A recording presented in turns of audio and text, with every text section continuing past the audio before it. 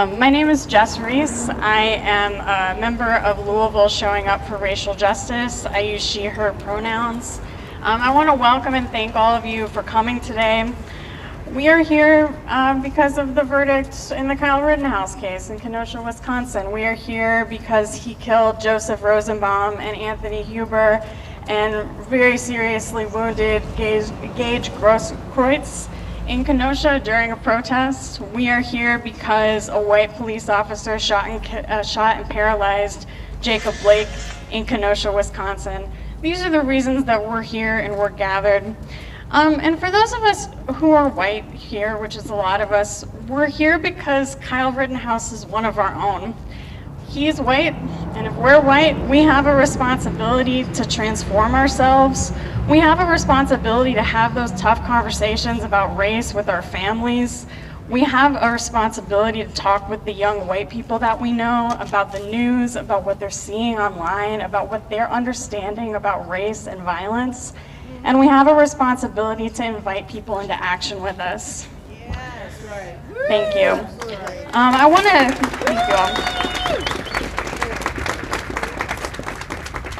I want to read some words from Anisi, who's also an L-Surge member. Anisi said, "It's critical that white people recommit to organizing our own against racism. Rittenhouse, again, comes from white folks. We have to step into our responsibility to organize our own towards a better world, one that includes and centers racial justice." I want to say a couple more things. From the beginning in the Kyle Rittenhouse case, the police refused to make an initial arrest. They let him walk free initially, and police remain allegiant to white supremacist violence. We have police and we have laws that allow white men to act as vigilantes and shoot unarmed innocent people in the name of self-defense. Meanwhile, black people, including here in Louisville, are locked up for petty crimes, and women, especially black women, are criminalized for defending themselves against abusive partners. The concept of self-defense does not apply equally to all of us at all. Furthermore, police defend a system that creates people like Kyle Rittenhouse. Police defend a system that creates the nearly all-white jury and the Wisconsin self-defense laws that got him off the hook. What happened in Kenosha is not an isolated incident or the result of one bad apple, and the sooner we can accept that we have to change the whole system, the better, period. That's right. That's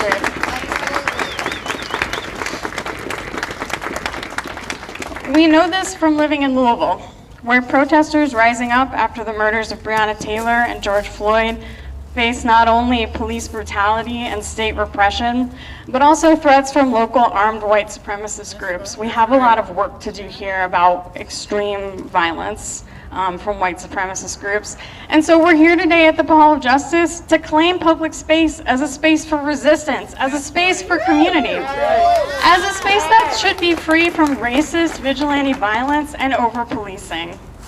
That's right. The last thing that I want to share with you all, and then I'll pass the mic, is that we also wanted to say that today, November 20th, is also Transgender Day of Remembrance.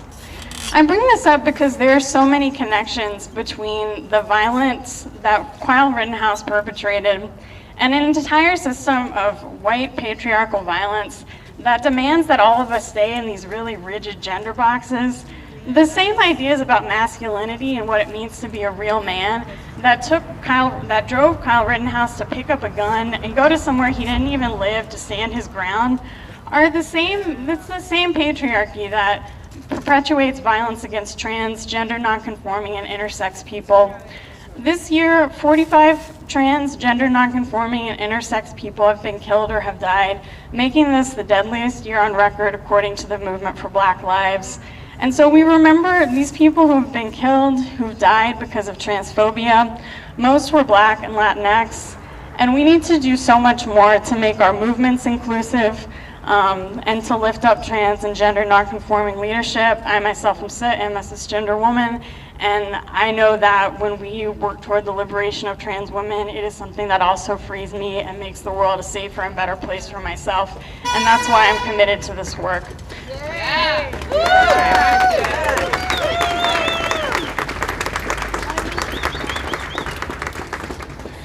Lastly, I just want to say thank you to everyone who helped put this together. It takes a lot of work to put something like this together. And with that, I'm going to hand things over to Anisi, I believe. Thank you all. Thank you, Jess. That was awesome. Hey, everybody. Thank you for coming out, especially on such short notice. This is the way that our community has learned to respond when we have things like this disappointment, which may not have surprised many of us, but still deeply hurt all of us. And I want to say that I'm really proud of the Louisville community and proud to be part of those of us who are here. I recognize a lot of faces, but I don't recognize a lot of faces, and that's the kind of gatherings that we want to continue to have. So I want to thank you for being here and challenge you to come back and bring a friend next time. There's so many ways to show up, and a little bit later we're going to be talking about all those ways, so stick around. But in the meantime, I'd like to invite to speak Shamika Parrish-Wright.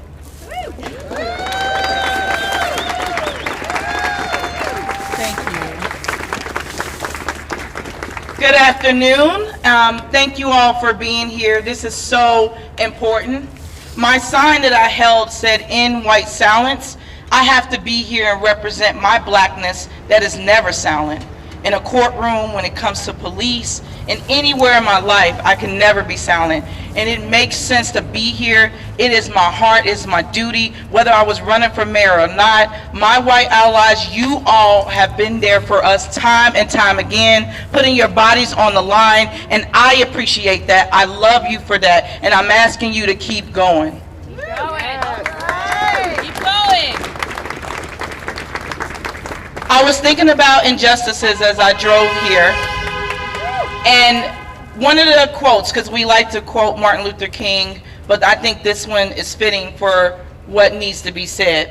The hottest place in hell is reserved for those who remain neutral in times of great moral conflict. We are in moral conflict. And if anybody is supposed to be neutral, that is the judge. The judge is supposed to give us a neutral ground, and that did not happen. No, it did not. If I wasn't running for mayor, I would be running to help over 40 judicial candidates get in there that know what the hell they're doing and is going to treat everybody fair in that courtroom. So this is local. This is national. Our nation is in despair. And the injustices that are happening with our legal system and how it's used to continue to bully and to oppress people, we all must stand up together. We cannot continue to let this happen. I ask you to stay involved. I've worked with El Surge, but I'm also a mentee of Ann Braden, who did what she did, not for black people, but for her people. Like Jess said, this is one of your own. And black people will be here to stand with you. I can't speak for all black people, but I tell you, when we're dealing with injustices, we're not asking for revenge, and I know that fuels white fear. They think that we want to take revenge. They think that we deserve revenge, and in many ways we do. But we're asking for equality. We're asking for justice. We're asking for fairness. We're demanding it every day that we show up in this country.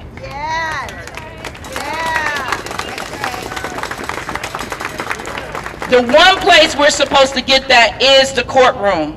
It bothers me. When that happened, I laid in my bed and I cried.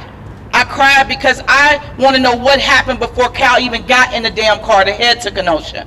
What happened to a mother? I would never send my sons to go do anything like that. And you all know that would have been a damn suicide mission if I did. That's right. The fact that a mother dropped her son off to do that, the part that still stays with me, that my visual, is when he was done, he threw up his hand like he was hailing for a taxi, like he was done with his shift at work. What happens to make a young white male feel like that is the role he needs to play? He would never qualify to be a police. You can see that. But the fact that he's used in this vigilante justice is why we have to continue to stand for justice on every corner, every time we get a chance. I thank you for showing up. My heart is just so heavy right now when they weren't allowed to even be called victims. The stage was set a long time ago. We have to dismantle that together. Thank you. Thank you so much. Some powerful words from Shamika Parrish-Wright. And thank you, Shamika, for all of your partnership in this work. The work that LSurge does is not done by white people alone. Our work with LSurge is to organize the white community, but we do that in partnership and in allyship with people of color and people of color-led organizations. We're not out there making decisions about how we need to move forward and what our solutions are. We are listening and we are collaborative because the communities of color know what's best for advancing communities of color. And as white people, we need to be there to support that. So next I would like to call up Ms. Attica Scott. We're honored to have Representative Attica Scott with us today. Thank you so much. Thank you all so much.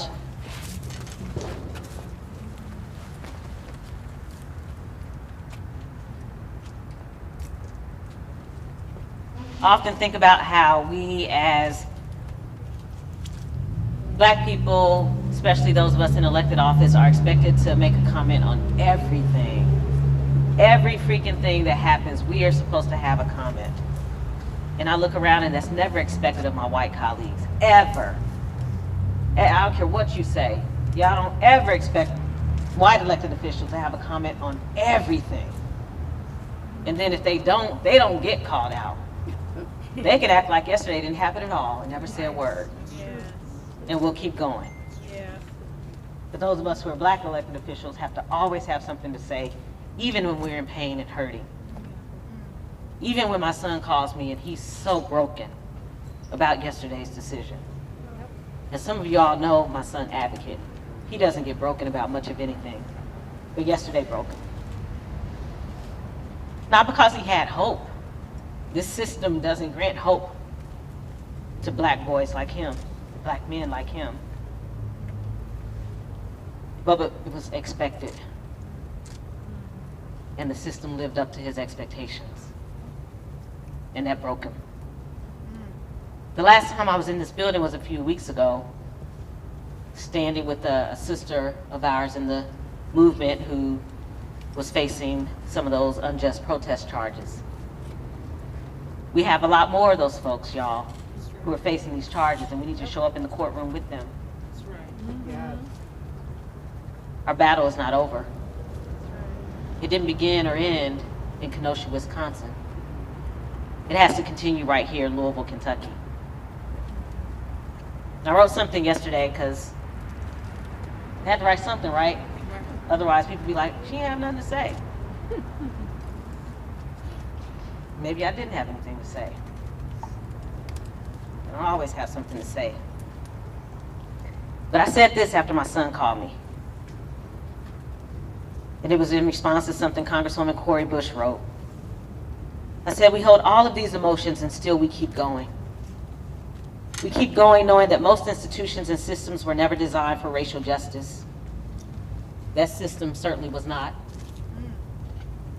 We keep going because someone has to be committed to transformative change at every level. That's right. We keep going after telling our babies that once again justice was not served. We keep going knowing that white vigilantes have been given a pass to hunt down and kill those of us on the front lines for justice. That's right. We keep going. We keep going, as Shamika said, despite it all, despite the hurt and the pain, we keep going. And I hope that we continue to rise up when there is injustice. And every time I go somewhere in Louisville, especially to predominantly white parts of the city, and I see a sign that says Black Lives Matter, I know that somebody from LSurge knocked on that door. So I want you to know, LSurge, that your work matters and it makes a difference. So please, keep knocking on those doors. Keep reminding people that Black lives matter, because when people remember that our lives matter, they remember that trans lives matter, as we've already heard. They remember that people living in poverty matter. They remember that all of us matter and we make a difference. So thank you so much, LSurge, for organizing this vigil. It makes a difference. It sends a message loud and clear that we will stand up against injustice and we will demand that the word justice is meaningful in this building, and in this building, and in that building, and in that building, and in that building, and every single building that surrounds us. Thank you. Thank you so much. Next, I'd like to call up Russ Funk. Where is Russ? There you are. Here I are. Here you go. Thank you. Good afternoon. I wasn't expecting this, but here I am. My name is Russ Funk. I'm the coordinator of the Justice Center at All People's Congregation. And ironically, I was at a conference in Detroit yesterday when I got the news around responding to men's violence and the lack of legal and criminal justice response, the lack of accountability that we tend to have for men perpetrating violence. And I finished my keynote and we broke for lunch and heard the news. And I guess what I'm reeling with at this moment, for right now, for this moment, is a reminder that their decision was not a bad decision. Their decision was exactly what it was supposed to be. The system is not broken. The system works exactly like it's supposed to work. The system is stacked. And for us, for me as a white person right now, right here, and for our congregation, which was represented, and you are represented right about now up in here, Unitarian Universalists, it's about bearing witness to the fact that the system isn't broken, it's rigged. And today we're standing in witness to the fact that the system is rigged. And I'm going to echo Attica what you said about it. It's not just the judicial system, it's also the media system. It's also the educational system. It's also the healthcare system. It's also the welfare system. The systems are rigged, and we're here today to bear witness, but we're here tomorrow to take action and start tearing these systems down and rebranding these systems and making these systems the just that they deserve to be, that we deserve them to be. Attica, that your son deserves them to be. Shamika, that your daughter deserves them to be. That's why we're here. Today is the day to bear witness. Tomorrow is the day to take action. Thank you. All right.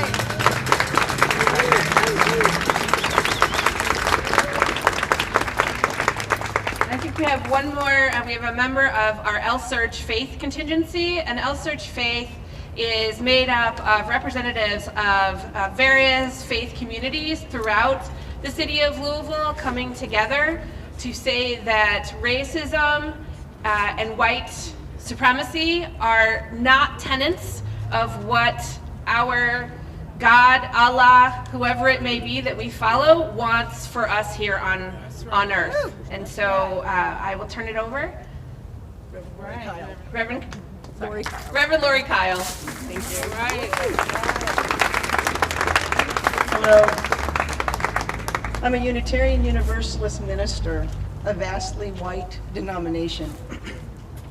I'm the minister of a vastly white congregation in this town. I look around and I see some people of color and some white people today. I'm talking to the white people right now. I see these signs that say "End white violence." If ever there was a time to step into the truth of these words, it is now. Nearly 2 years ago, Breonna was killed. 2 years. And there was an opportunity for awakening, and we did, and there was movement, and there was energy. Let that only be an awakening for us, because clearly, my friends, the work continues, as evidenced by yesterday. If you haven't stepped into this, you guys are already stepping into it. I need to be looking into the cameras. If you haven't stepped into this yet, is there ever a time that calls you more than now? Louisville standing up for racial justice, make these words matter. Thank you.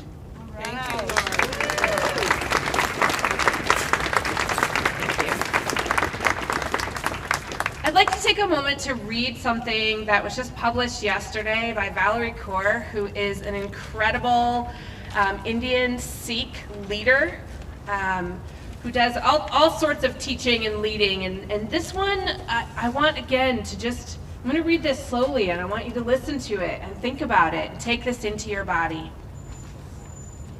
The aim of divine rage is not vengeance, but to reorder the world. Where is rage inside your body right now? If it is difficult for you to access, as it is for many white people, remember all the things that you are grieving about and fighting for. Don't be ashamed of your rage. Don't be afraid of your rage. Just notice it. Stay with the sensations of your rage. You might notice tension, clenching, springing, heat. Notice the shape of rage in your body, wherever it's living. In your heart, in your belly, in your throat, in your legs. What does your rage want to do? How does it want to move your body? Invite simple movement.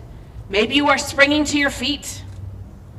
Maybe you start to cry or scream or yell. Maybe you are starting to shake or spin or stomp. Let the energy move through you. What safe containers do you need to process this rage? Writing, dancing, running, therapies, rituals of all kind. Safe containers are a way to process this rage in a way that does not harm others or yourself.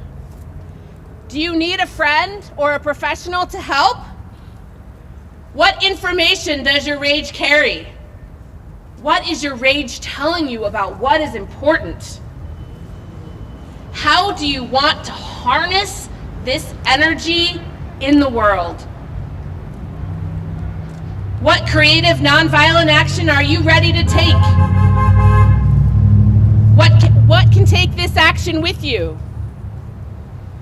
Divine rage is fierce, disciplined, and visionary. The aim of divine rage is not vengeance, but to reorder the world.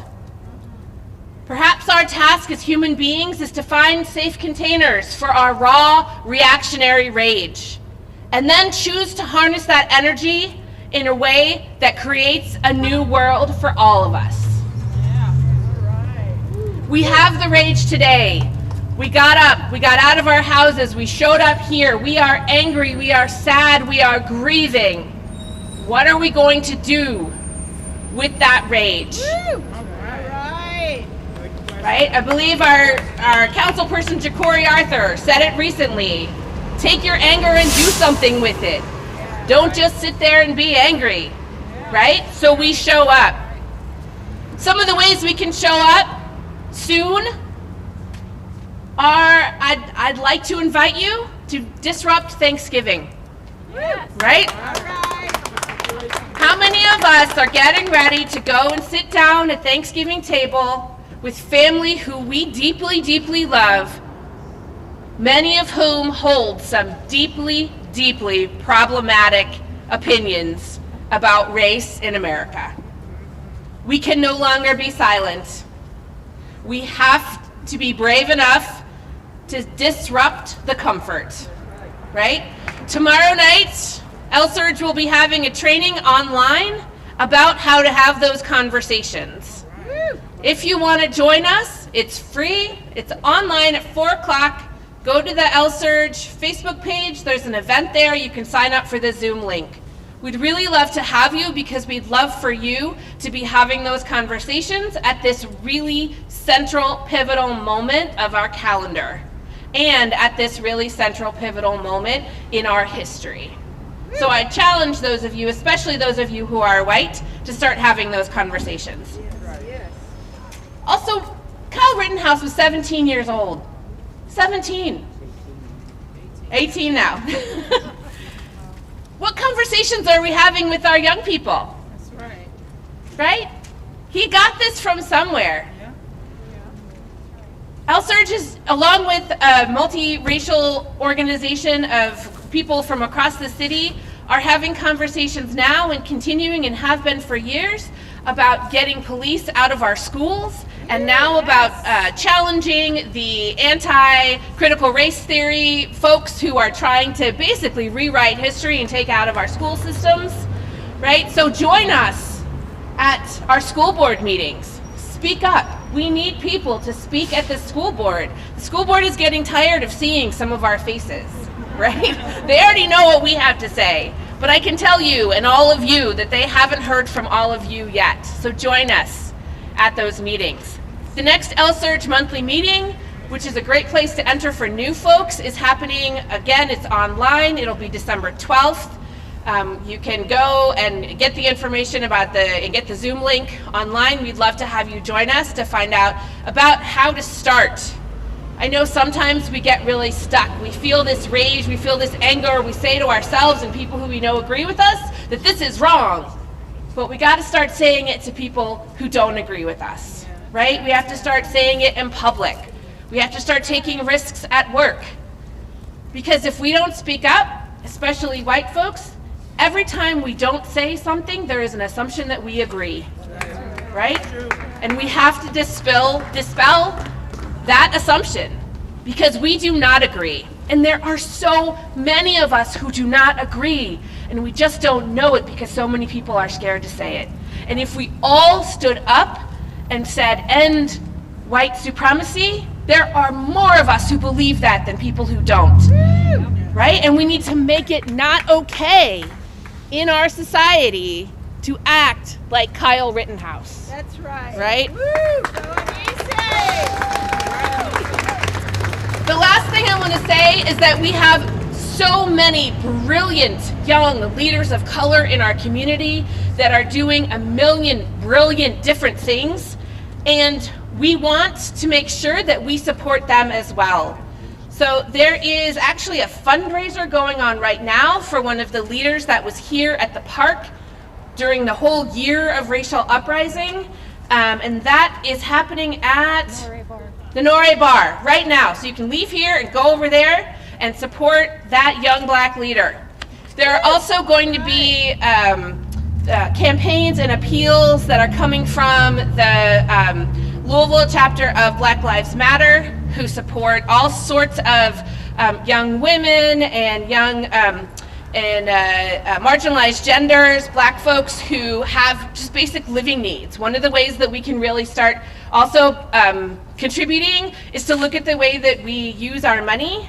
And a lot of us are very conditioned to give to, sort of official nonprofits, but I would like you to consider, when you see those campaigns for someone who needs money for diapers or for clothes or for rent, to think about giving directly to those folks, because one way that we can really change the world is by mutual aid. Right? We know some of us have more than we need and some of us don't have enough. So let's do that direct mutual aid, and there will be direct ways that will be on the Louisville Surge discussion group. And you can find those both on Facebook. You have to ask to be into the Louisville Surge discussion group, but we'll get you in there within a couple hours, so don't despair. Is there anyone else who has anything that they would like to say today, who feels moved? Moved about why you came out here? Moved about what you've heard today? Behind you. Yes. Welcome. Hi, my name is Allie. I'm not from here. I'm actually from Grand Rapids, Michigan. I'm coming here to visit.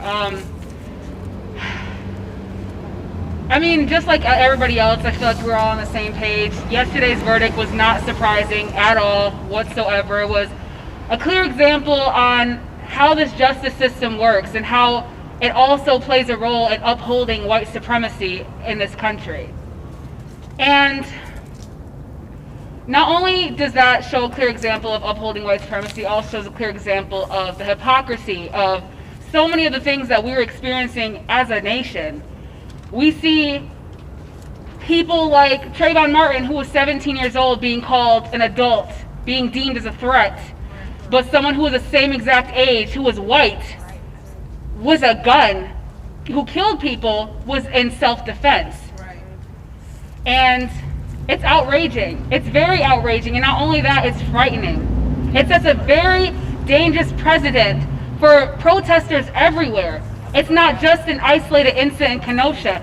People look up to Kyle Rittenhouse. Politicians look up to Kyle Rittenhouse, and they're okay. Our president said that the jury system is right. Clearly it's not, because if a 16-year-old can go to jail for life for murdering her rapist, but a teenager who had a gun illegally can't go to jail or have any charges at all, something's wrong. Something's not working, and something needs to be changed.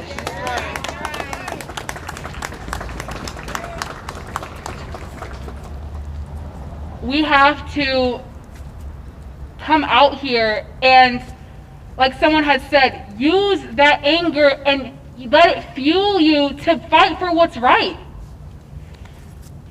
Like I said before, this sets a very dangerous precedent for protesters everywhere. Now, people can come to our spaces, to Black movement spaces, or any other movement space they don't agree with, and just shoot people just because, and get away with it. Now, unfortunately, how I personally feel is, regardless of what the verdict was going to be, there was going to be white violence, whether he was found guilty or not guilty. There's white violence when he's found not guilty, because it gives them validation to kill Black protesters, or protesters in general who are protesting for Black lives. And if he was found guilty, there would have been violence and retaliation. White silence is violence, that's the truth. Because the more you stand complicit to the violence that is happening around you, you are just as bad as the people who are committing violent acts. That makes you no better than anybody else. I just want to say thank you for letting me speak. And yeah. Thank you so much. One other announcement I forgot to make was that many of you know and remember Travis Nagdi, who was a leader here at the square and in the streets all summer long, and he was murdered a year ago tomorrow, the 23rd. Thank you. And so tomorrow there will be a celebration of his life at Unity Church from 2 to 6. All are invited to attend. And then on Tuesday night there will be a caravan, which those of you who know him know is one of his favorite things, from his block to the square here. So again, information will be in the L-Search discussion group on that. I also have these little cards to hand out. I've been mentioning the L-Search discussion group, the L-Search Facebook page. This is just a little takeaway so you can find it next time you go. I think that might be a signal to me that it's time to say thank you. And so I'd like to end today by just saying thank you so much to everyone who was able to come out today. I'd like to thank the press for being here, for covering stories like this, not just the mainstream stories.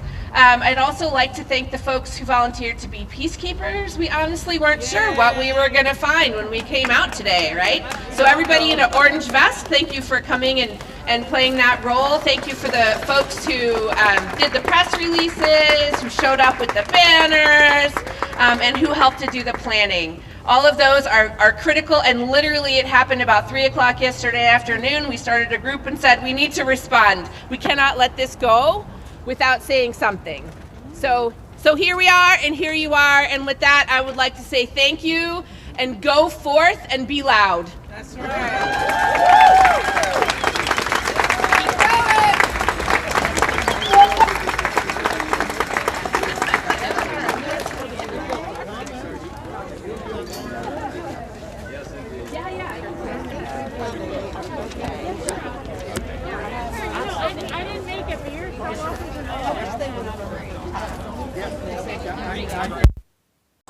All right, everyone, give me 2 seconds while I pack up my microphone. Thank you, Chad. Thank you so much. We appreciate you.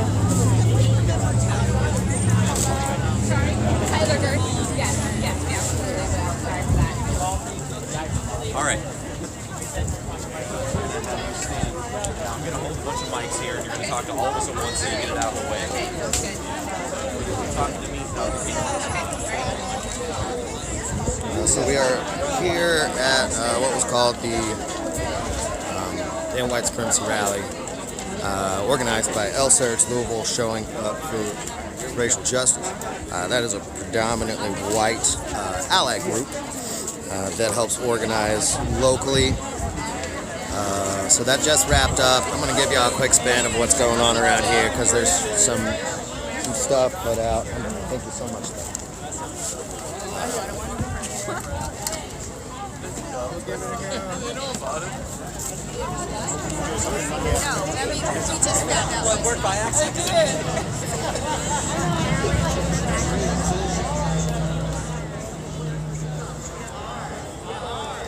So these are tiny tombstones. I'll get in a little bit closer here in a moment once I'm finished packing this stuff up. Tiny tombstones. They originally painted black with names on them. They kind of got deteriorated over last summer being out in the weather here across the street, the square, and the memorial. But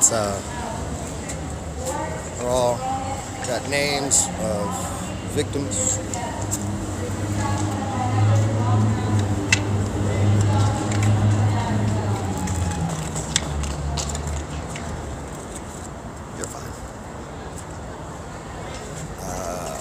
Got some pictures of them earlier that I got posted as well, but I believe those were created and are curated and controlled by LSERTS Louisville, showing up for racial justice. Yeah, give me 2 seconds. We'll go check out a few more things.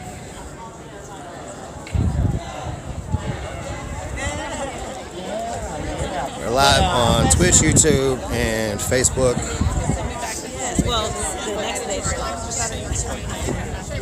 As well as rightheart.com. Twitch goes straight to rightheart.com every time. Feed is also being simulcasted to the 502 live streamers page as well as the Jared Riot page.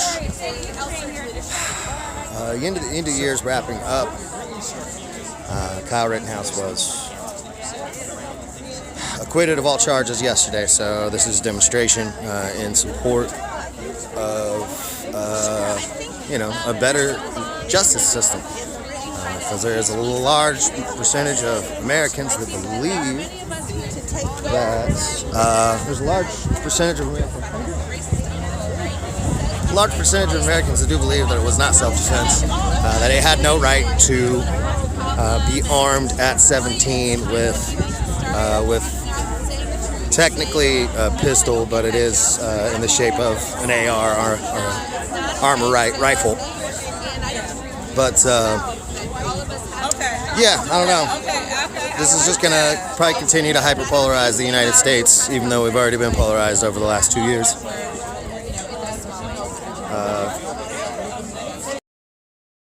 In my opinion, but again, that is just my opinion.